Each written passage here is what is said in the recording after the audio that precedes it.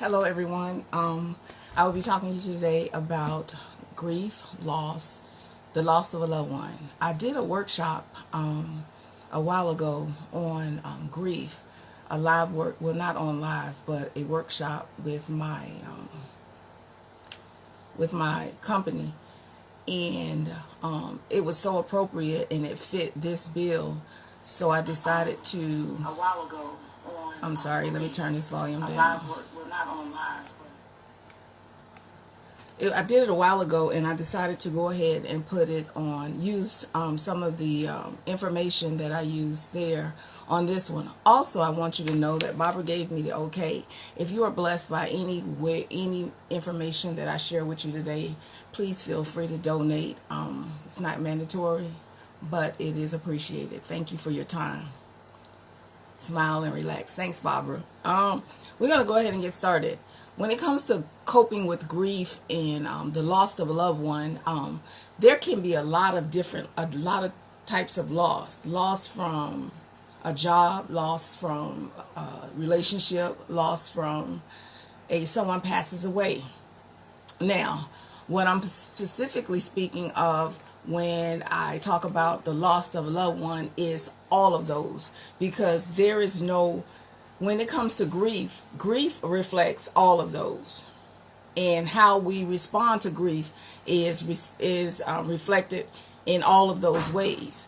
So the first step in dealing with grief is self-honesty.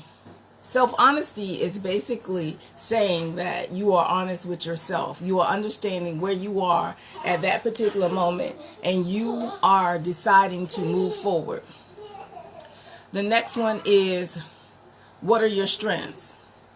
I'm talking like this because once you enter grief, and once you make a conscious effort to enter grief, you decide to put yourself in a process to get through this. Identifying what it is that's going on, and then putting yourself in a situation to begin to become better, or begin to get hold again. What are your strengths? Your strengths is what you're going to pull out on when you're moving forward and when you are getting through the rougher times. That's the most important part for you, is to identify your strengths up front, because a lot of times we enter grief and we begin mourning of a loved one, of a lost loved one, a relationship, a pet, or a job, or a house, a foreclosure of a house, a repossession of a car, and we just go full forward into the situation, and we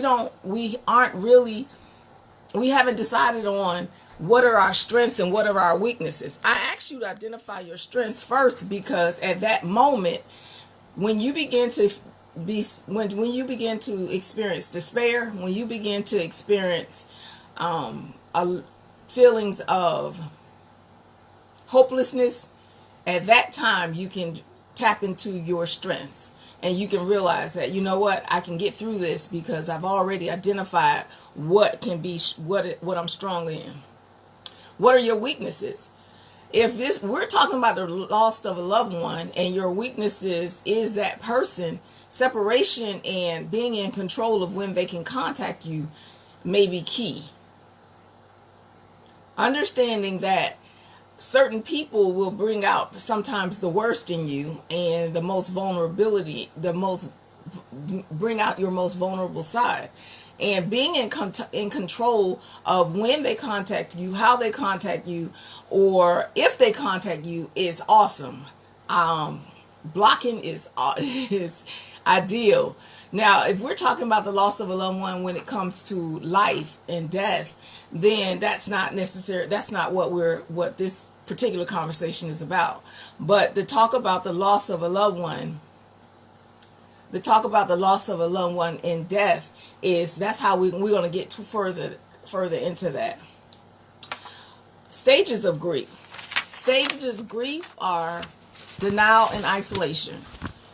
First thing we do when we start talking about grief is we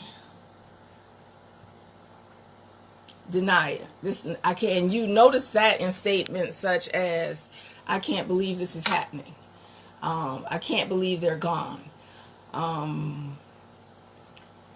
Yeah, statements like that. How did this relationship get to this point? How did we get to the point where we're no longer in each other's lives?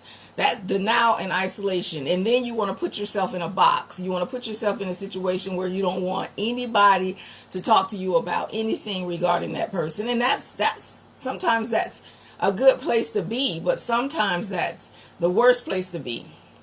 And you would have to determine that, or someone really close to you. I've said throughout these workshops, or throughout these brief seminars or workshops, that going alone in your own head is going in your head alone. Your own head alone is the worst place to be. Alone. Sometimes you need to take someone with you, someone that can filter through the rubbish and get you to come out, or go in there and sit with you in the dark until you come out.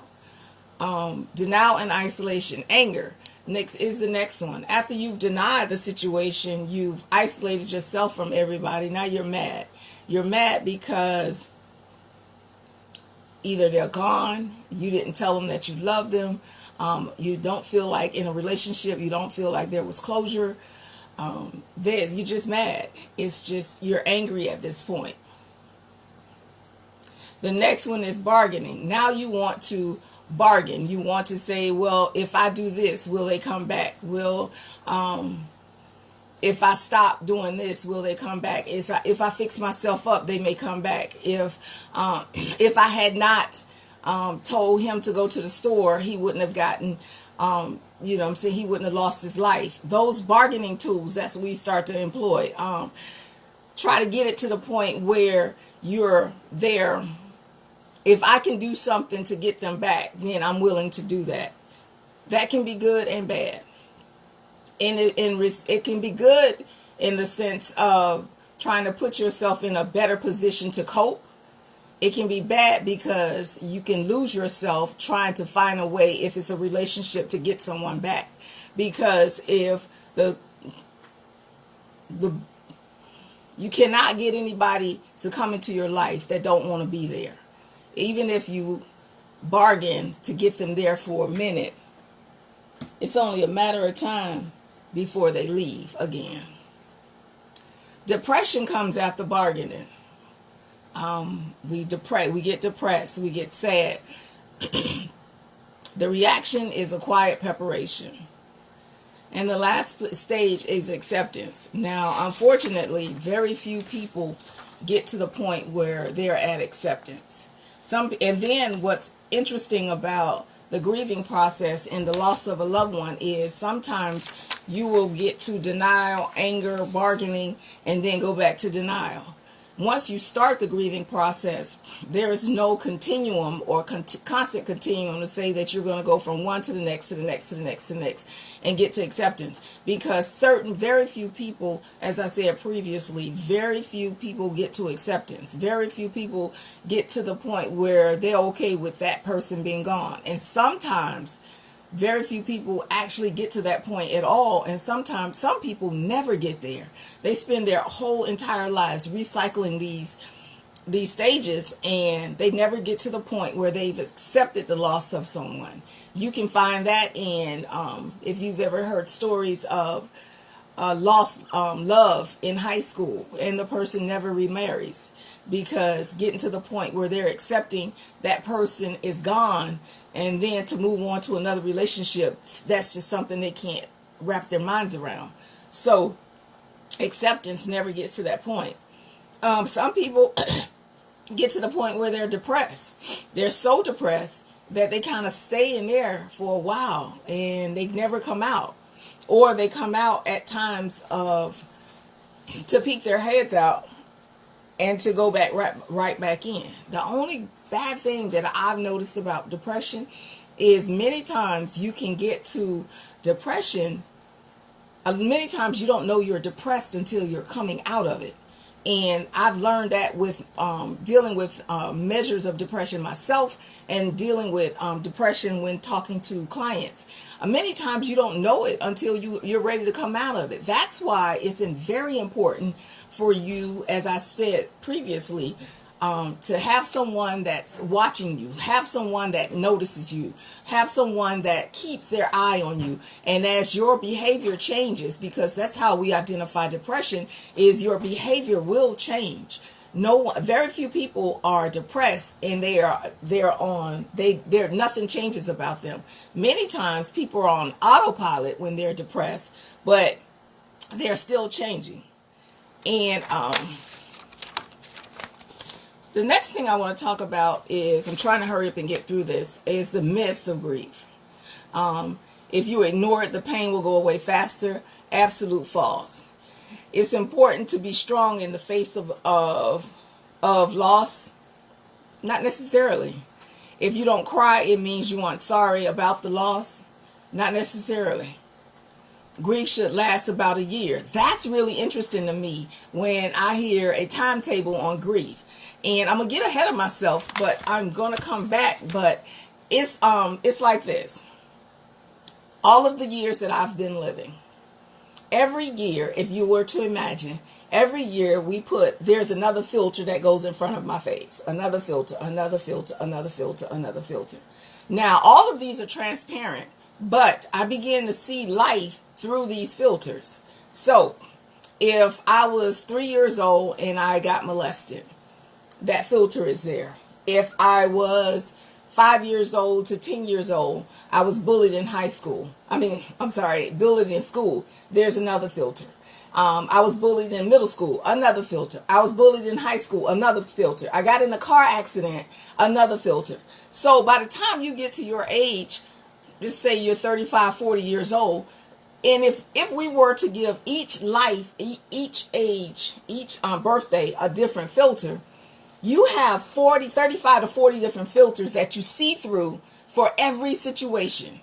So every time something comes into your view, you're going to see life through those filters of how life has approached you, how things have happened to you, and you can't get through that. Now, to say that everyone grieves, there's a 12-month 12-month span on grief or loss is asinine, because now you're telling me to ignore my filters and to look through your filters, and now I should look through life through seeing what you see, which will negate who I am and how I see things. I then step out of myself, and then I start to put on airs or start to pretend that I'm seeing things as you're seeing. Tell me how long that's going to last.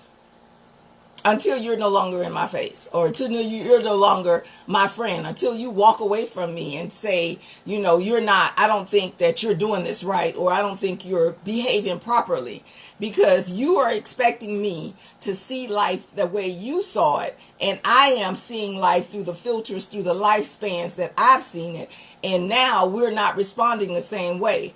I encourage everyone that if someone that you love or someone that you're close to is going through something, a loss of a loved one, be it loss of a relationship or loss in death, that you attempt to see things through their filters. Now, that's not to negate yours, but you're not grieving. They are. So if you can see things how they're seeing it, then you can support them in what they're going through. It's interesting to me because I saw this a couple of weeks ago. Well, actually, it's probably about a year ago, and I don't know if you guys can see this. Pictures of people that were grieving, and they had pictures of people, different types of mourning. And one of the pictures that I had up, this one right here, is a lady that they had. I'm sure you guys have seen it on social media. This lady, they had her sitting at a table with her drink, with a pitcher, and that's how they did the wake. Now, this picture right here, this was a gentleman that loved motorcycles. Can you see that? And he was put on the picture. He was put on his motorcycle, and and the people came by him and they grieved him, and the wake was presented like that. What's interesting is how many comments I saw saying that it was ghetto. So how many comments that I saw that attributed to people of color, when I go back in history, and people did it all throughout history. Back in, I can't wonder, the earliest one that was the 1800s that I found. And I'm going to show you a picture here of a parent. What they did was, the one with her arms folded, she's deceased. And the ones where her arms are open, they took a picture of them so that they can have a last picture. Another one is of a young lady, the one that's in the middle, the daughter is deceased. And then the last picture is, if you can see it, it's focusing, the young girl in the end is deceased. Now, people were doing that back in the 1800s. So to say that something is not, they're not grieving properly, or they're not grieving the way that you think they should, then it speaks more of your ignorance than it does of their, what we would call, or what I saw on social media as ghetto. I've talked about filters and how we see things based on how we go through things and how we lose or how we interpret things. We talked about the stages of grief. We talked about the myths. Let me tell you how grief affects, the loss affects our bodies.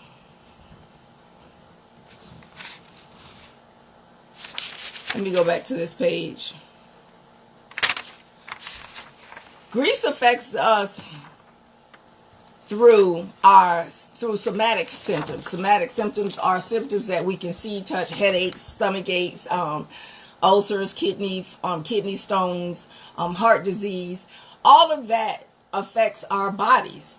So if we don't process this properly, if we don't spend time to get through these stages, we get stuck in them. We get stuck in depression, and anxiety increases, and nothing happens. No fight, flight, or freeze happens. So that all of those things just attach themselves to our internal organs, and it shortens our life on the end. Now, because we're going through it now and we don't see we can't physically see what's happening to our lives, we kind of kick it to the side, as in, you know what I'm saying, I'm just dealing with this. I'm just dealing with this. Anytime we make the statement that we're dealing with anything, it's time to do an internal check and see how bad this thing is causing us grief, or how we're accepting this loss. How to get past grief. How to get past loss of a loved one. Stay mindful. Develop an awareness of how the avoidance of grieving has affected your life. I read one of the myths about grieving, and develop an awareness of how it's affecting your life.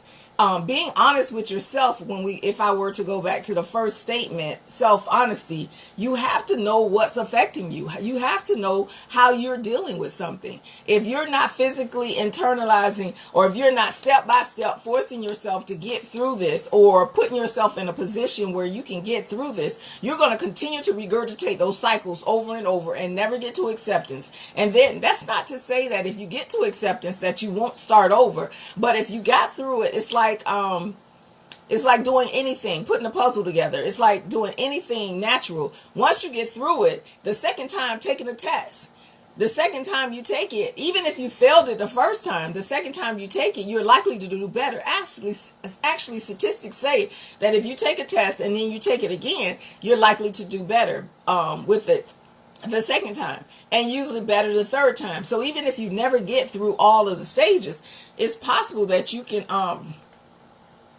continue to move through them and then get through them, so that you can, get to the acceptance stage and kind of stay there.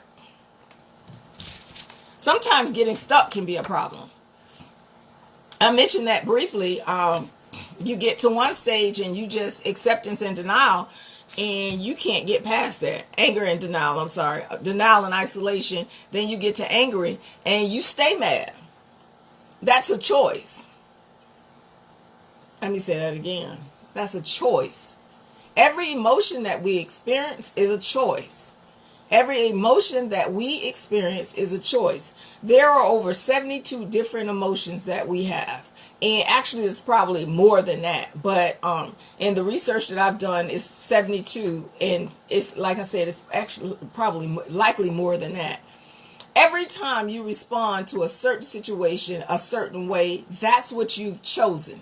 So if you've decided, if you are depressed, that's working for you. If you're angry, that's working for you. If you're frightened, that's working for you. Because our bodies will respond to what has worked for us in the past. And if that has worked for you in the past, then you're going to likely go back to that behavior. Depression, anxiety, stress, frightened, content, sad, happy. Some people stay in depressed and sad a while because sometimes some people like the phrase or the are you okay? Is there anything I can do for you? Some people like being there. That's not to say that Yvette is making or pointing the finger at that particular behavior, but there has to be a point when everyone begins to become the person that can help someone else, and not always be the person that needs help. There has to come a point for that.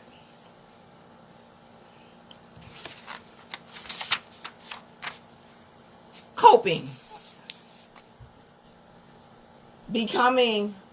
Taking your mind where you want to be.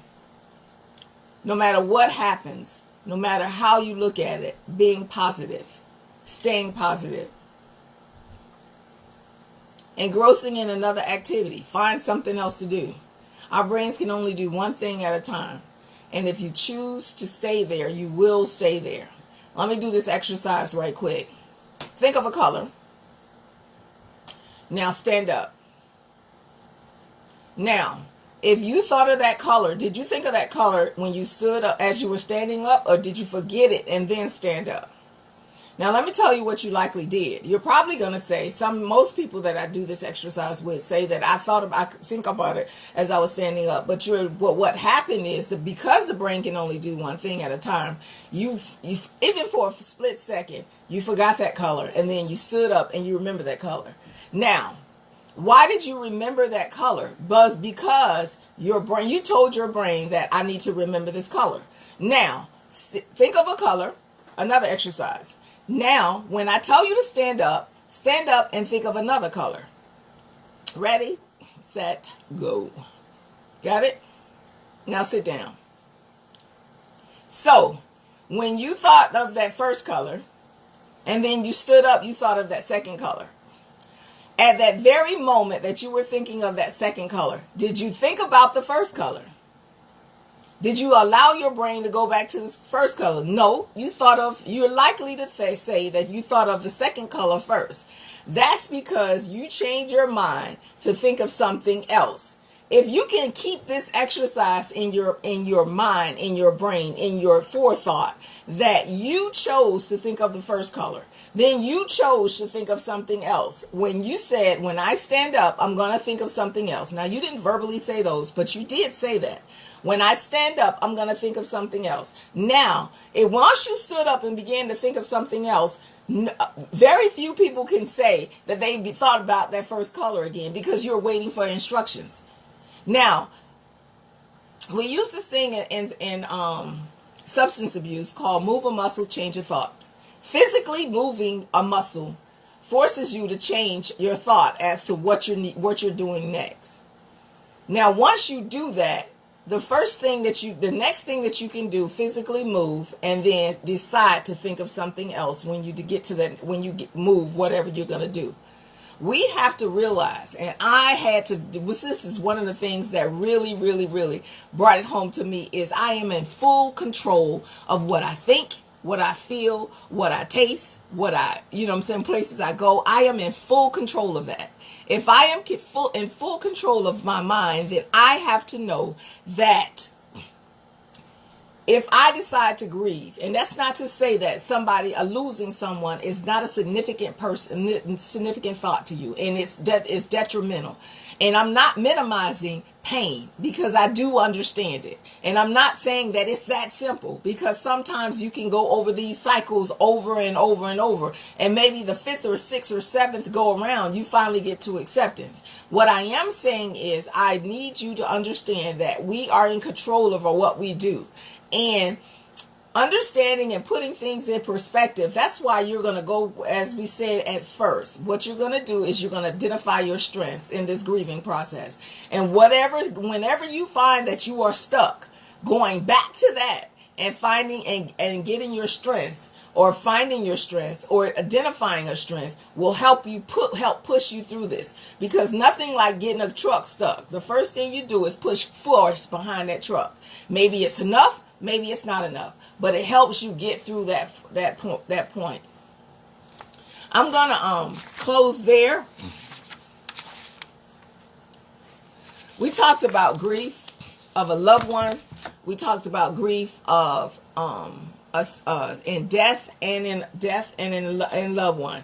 The stages of grief are denial, isolation, anger, bargaining, depression, and acceptance. Sometimes people get all the way through them, and sometimes they don't. Myths about grief, we talked about that if you ignore it, the pain will go away. It is important to be strong. Who said that? If you don't cry, it means you are not sorry or about your loss. Who said that? And grief should last about a year. Who said that? Some people grieve 3, 4, 5, 6, 10 years. Some people grieve 2, 3 months. And then they realize that I got to get on with my life. The person that I have lost, if it's a death, would not have wanted me to grieve this long. If it's a relationship, they realize that, you know what, I can't be stuck in this position the rest of my life. I have to get on with my life. Understanding that, understanding how to get past it, and getting yourself, if you get stuck, getting behind yourself and pushing yourself through this is going to get you through this. If you have any questions, I encourage you to hit me up now before I sign off. It is 5:30.